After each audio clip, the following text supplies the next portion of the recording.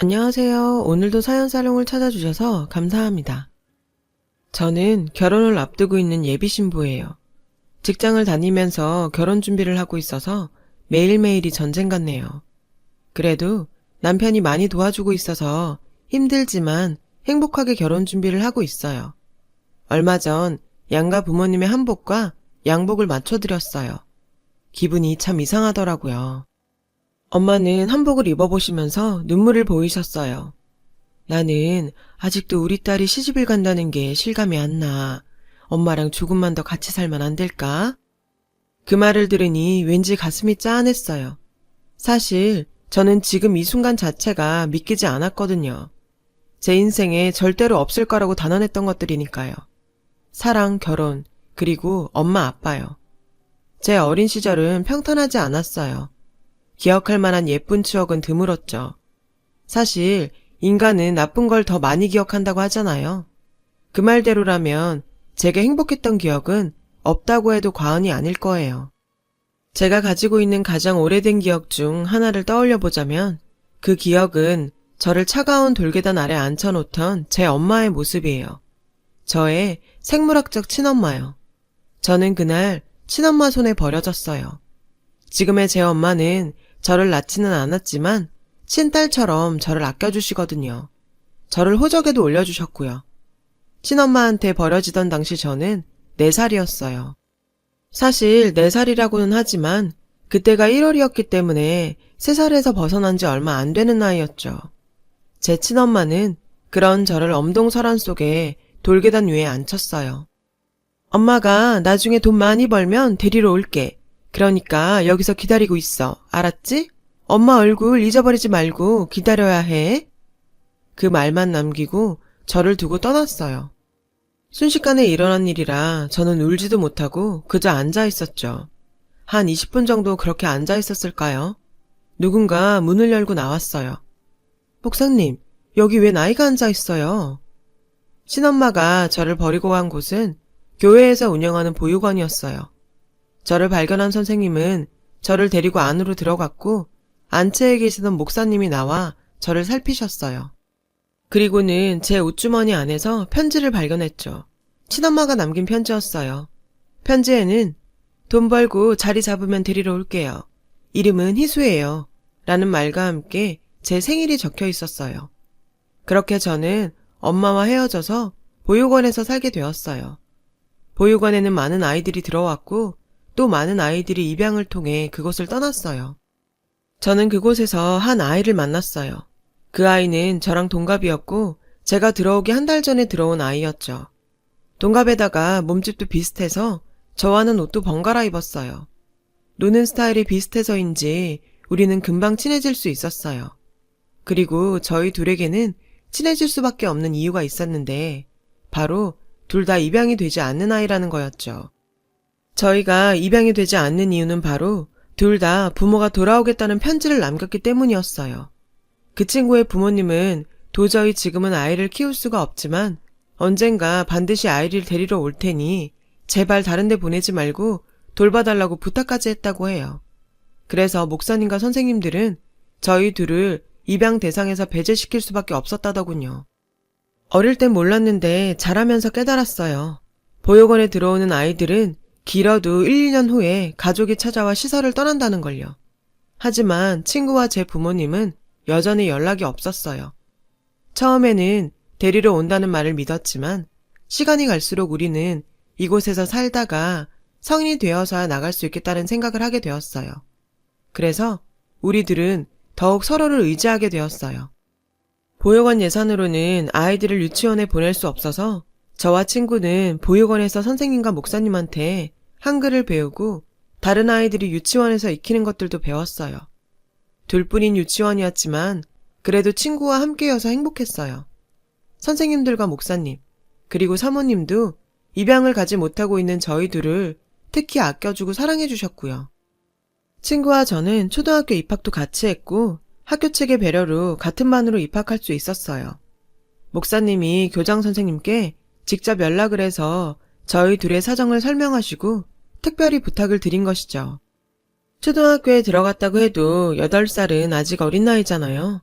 그런데도 환경이 바뀌니 아이들의 생각과 사고방식도 빠르게 변하기 시작했어요. 유치원과 학교는 다르다는 걸 깨닫기 시작한 거죠. 저와 친구는 서로를 지켰어요. 힘들거나 주변에서 아픈 말을 듣고 속상한 일을 당했을 때 저희는 서로를 위로하고 옆에서 지켜주었어요. 한 번은 그런 적이 있었어요. 조별 활동을 하던 날이었어요. 친구와 저는 다른 조였는데 친구가 있는 조에서 한 아이가 친구를 가리키며 나 얘랑은 같은 조 안 해. 얘는 부모도 없고 집도 없어서 교회에 사는 애라고. 그 말에 저도 친구도 당황했어요. 친구는 얼굴이 빨개지더니 이내 눈에서 눈물을 뚝뚝 떨어뜨리기 시작했어요. 하지만 당당하게 아니라고 할 수도 없었어요. 그 아이 말대로 우리는 부모도 없고 그래서 교회에 사는 것도 맞았으니까요. 그 순간 저는 벌떡 일어났어요. 저도 지금 생각해도 어디서 그런 용기가 났는지 모르겠지만 말이에요.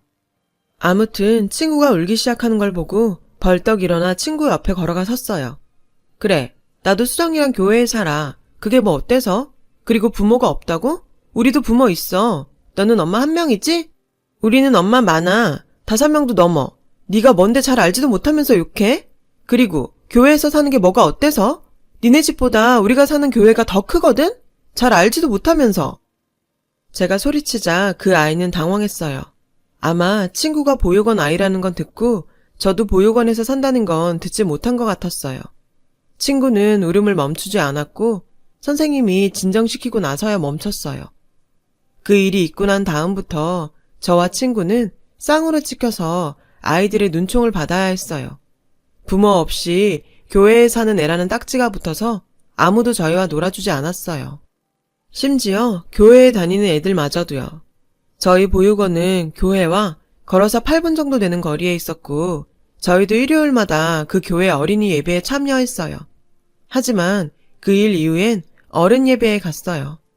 초등학교를 다니는 동안 저희에게 붙은 보육원 아이 딱지는 떼어지지 않았고 그게 저와 친구가 서로를 의지하는 계기가 되었어요. 사실 아이들이 심하게 괴롭히거나 왕따를 시킨 건 아니에요. 가끔 대놓고 신경을 건드리는 경우는 있었지만 그럴 때면 제가 사납게 달려들었고 금방 꼬리를 내리더라고요. 아이들은 저희가 다른 환경에서 사는 게 보이지 않는 벽을 만드는 것 같았어요. 그래도 저희는 괜찮았어요. 서로 의지하면 됐으니까요. 친구 여러 명 두면 뭐해? 진짜 친구 한 명만 있으면 되지. 하면서 우리는 항상 붙어 다녔어요. 그렇게 초등학교 생활을 마친 우리는 같은 중학교에 진학하게 되었어요. 중학교에 가면 공부도 어려워지고 고등학교 생각도 해야 하니까 둘이서 더 열심히 해보자고 얘기했었죠. 그런데 뜻밖의 상황이 벌어진 거예요. 저는 아직도 그날이 기억나요. 중학교 입학을 앞둔 2월이었어요. 친구와 저는 선생님들이 주신 용돈을 모아서 밖에서 점심을 먹고 들어왔어요. 막 보육원에 들어섰는데 선생님들이 한 곳에 모여 계셨어요. 한눈에 봐도 무슨 일이 있다는 걸 알 수 있었어요. 어머, 저기 오네요. 수정아, 희수야, 이리 와봐. 선생님이 저희를 발견하고 부르셨고 저희는 사무실로 들어갔어요. 사무실에는 목사님이 계셨고 소파에는 부부로 보이는 남녀가 앉아 있었어요. 여자는 저희를 보자 소리쳤어요. 수정아. 저는 놀란 눈으로 친구를 바라봤죠. 친구는 놀란 눈치였어요.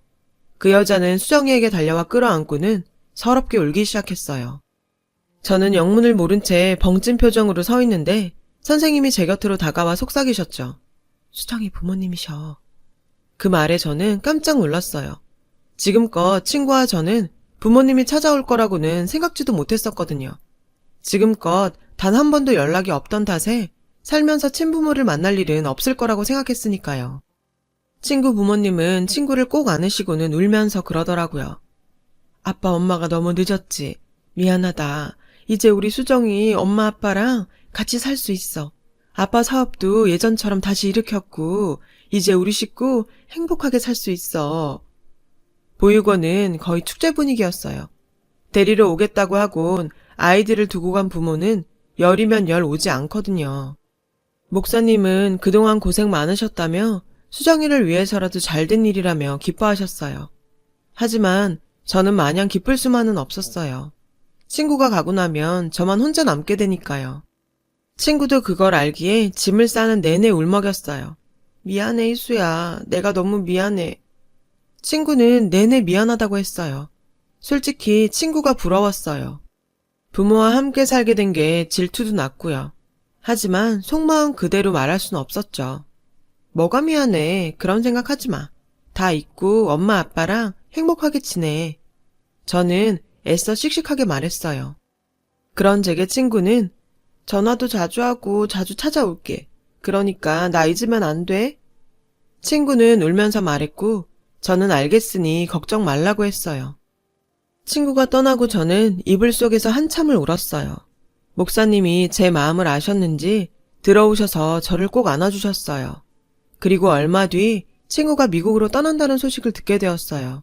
식구들과 함께 미국으로 이민을 가기로 했다는 소식이었죠. 그 소식에 저는 밥도 안 먹고 울었어요. 그런데 보육원 선생님들이 기적이라고 하던 일이 또 한 번 일어났어요.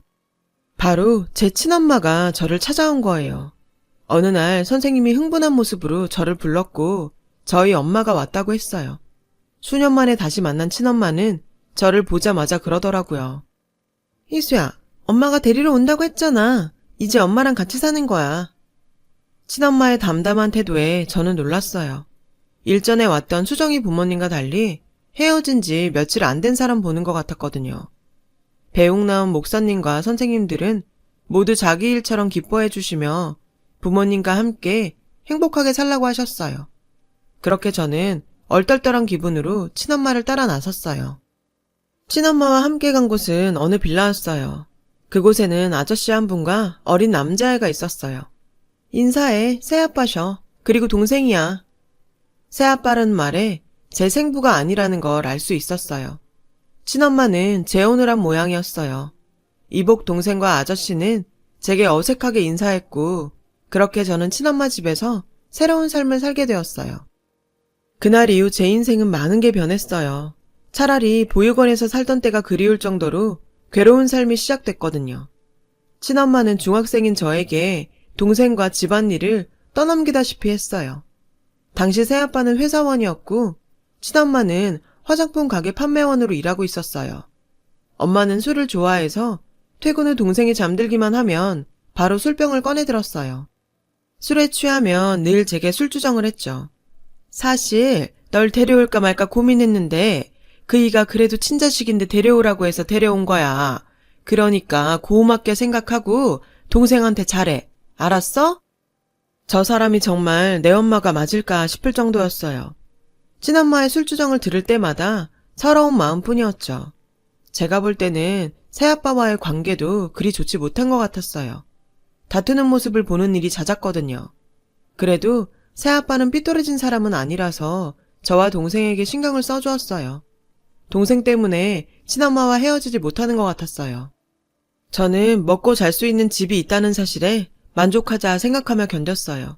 어린 동생도 잘 돌보았고 나름대로 공부도 열심히 하면서요. 그러면서도 친구와 함께 지냈던 시절이 그리웠어요. 저는 친구 생각에 다른 친구들과 잘 어울리지 못했어요.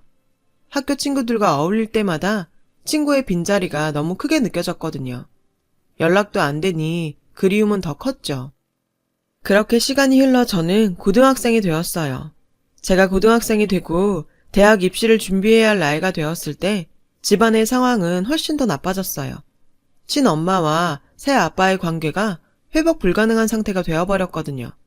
정말 눈만 뜨면 싸웠고 시도 때도 없이 툭하면 이혼 얘기가 나왔어요. 이혼은 시간 문제인 것 같더라고요. 저는 차라리 빨리 이혼을 하길 바랬어요. 제가 수능시험을 치르고 일주일쯤 지난 어느 날 새아빠가 저를 불렀어요. 그리고는 친엄마와의 이혼을 알렸어요. 너에게는 정말 미안하지만 내가 너까지 데리고 살 상황이 안 돼. 새아빠는 자신의 양육권을 가진 동생만 데리고 살게 되었다고 말해주었어요. 이해했어요.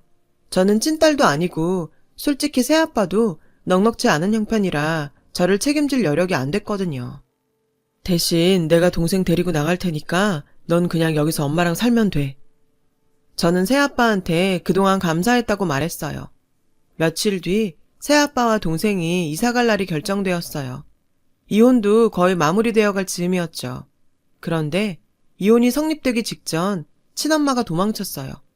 쪽지 한 장만 딸랑 남긴 채 새벽에 짐을 싸들고서 말이죠. 쪽지에 자신은 저를 키울 능력도 안 되고 저도 다 컸으니 혼자 살라고 적혀 있더군요.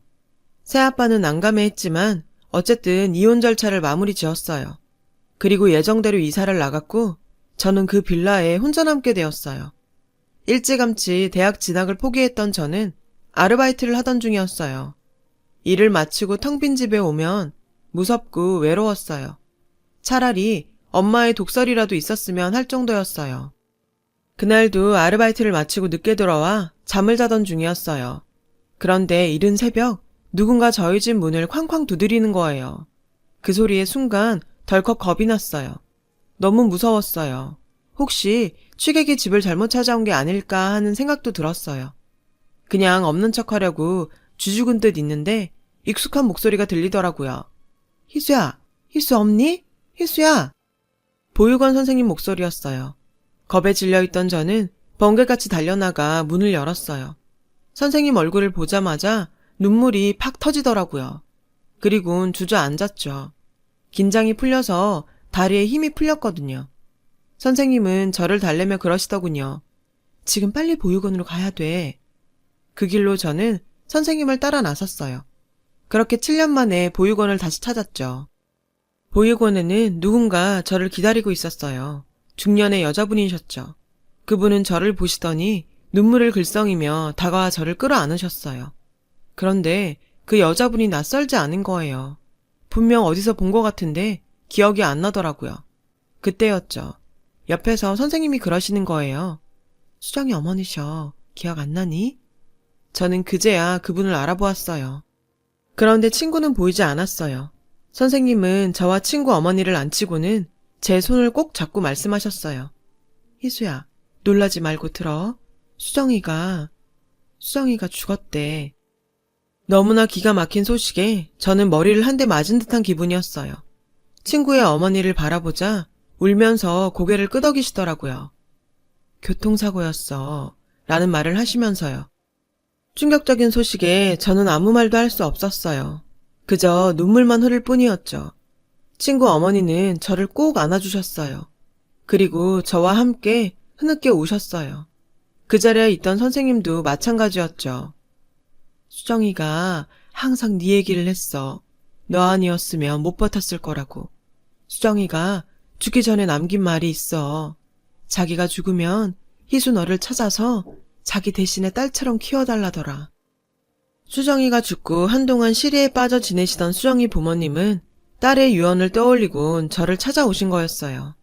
하지만 보육원 선생님을 통해 제가 엄마를 따라 보육원을 나갔다는 얘기를 들으시곤 일단 저를 만나서 수정이 부고를 전해주려고 저를 부르셨다고 하셨어요. 수정이 어머니는 제게 어떻게 지내냐고 물으셨고 저는 지금까지 있었던 일을 모두 말했어요. 고아나 다름없는 처지가 된 제 사정을 들으신 수정이 어머님은 제 손을 잡고는 그러셨어요. 나랑 같이 가자. 수정이 유언대로 내 딸이 되어서 우리랑 같이 살자. 저는 그 말을 듣고 집으로 돌아와서 며칠을 고민했어요. 아무리 친구 유언이라지만 엄연히 저와는 남남인데 그분들의 딸이 된다니 너무 염치 없는 일인 것 같았어요. 내 부모한테 버림받고 남의 부모랑 산다는 것도 말이 안 되는 것 같았고요. 게다가 친구가 죽자마자 친구 자리를 뺏는 것 같아서 더더욱 따라가겠다는 말을 꺼낼 수 없었죠. 그러면서도 한편으로는 눈 딱 감고 따라갈까 하는 생각도 했어요. 솔직히 세상에 혼자 떨어진 것처럼 큰 집에 덩그러니 혼자 사는 것도 너무 무섭고 외로웠거든요. 두 가지 생각이 다 들었죠. 하지만 친구 어머니는 저를 포기하지 않으셨어요. 틈날 때마다 찾아와서 저를 설득하셨어요. 나보다 수정이에 대한 기억을 더 많이 갖고 있는 사람이 희수 너야. 우리 서로 수정이를 기억하면서 앞으로 남은 인생 엄마랑 딸로 서로 아끼면서 살자. 수정이 목까지 그렇게 살자고. 딸 잃은 친구 엄마의 애처로운 모습에 저는 조금씩 흔들리기 시작했어요. 결국 저는 친구 부모님의 딸로 입양되는 것에 동의했어요. 그리고 수정이 어머니를 따라 미국으로 가게 되었어요. 친구 아버지도 저를 무척 반겨주셨어요. 우리 딸 희수 어서 와. 저를 끌어안으시고는 많이 우셨어요. 그 말을 듣고 저도 많이 울었어요. 그날 저는 친구가 쓰던 방에서 친구의 옷가지와 물건들, 그리고 큰 상자에 소중히 보관되어 있는 저와 친구의 사진과 추억이 담긴 물건들을 보고 밤새도록 울었어요. 처음에는 친구 부모님을 엄마 아빠라고 부르는 게 어색했어요. 하지만 두 분은 제가 편해질 때까지 기다려주셨죠. 그런 두 분 덕분에 저는 낯선 미국 생활에 조금씩 적응을 하게 되었고 더 이상 부모 없는 서름을 겪지 않아도 되었어요. 집에 오고 1년이 조금 안 돼서 저는 처음으로 엄마 아빠라고 부르게 되었어요. 두 분은 울먹이며 저를 안아주시더군요. 저는 뒤늦게 미국에서 대학을 나왔고 남편도 미국에서 만났어요. 남편은 유학생이었어요. 그래서 우리는 결혼식을 2번 하기로 했어요. 한국에서는 가족들과 하고 미국에서는 미국 친구들과 하기로 했어요. 한국에 들어왔을 때 보육원에 청첩장을 드리려고 들렀는데 선생님께서 그러시더라고요. 희수야, 너 미국 가고 너희 엄마한테 연락이 왔었어. 친엄마는 저를 다시 찾고 싶다고 했다더군요. 저는 친엄마한테 돌아갈 마음도 만날 마음도 없었어요. 소중했던 친구가 떠나며 남긴 선물 같은 가족들 덕분에 저는 지금 행복한 나날을 보내고 있어요. 그래서 친구한테 고맙고 미안해요. 이 모든 게 친구가 누려야 했던 거니까요. 제가 가장 외로웠던 시절 제 유일한 친구이자 가족이었던 친구를 저는 절대로 잊을 수 없을 거예요. 그래서 부모님께 더 잘해야겠다는 생각을 해요. 친구 대신 친구가 못다한 효도까지 다 하려고요. 그래야 제 마음이 조금은 가벼워질 것 같거든요. 부모님의 큰 사랑을 다시 한번 느낍니다. 지금까지 제 사연을 들어주셔서 감사드려요. 여러분, 사연 댓글에 응원과 현명한 조언 부탁드려요. 좋아요와 구독은 저에게 큰 힘이 됩니다. 오늘도 좋은 일 가득하세요.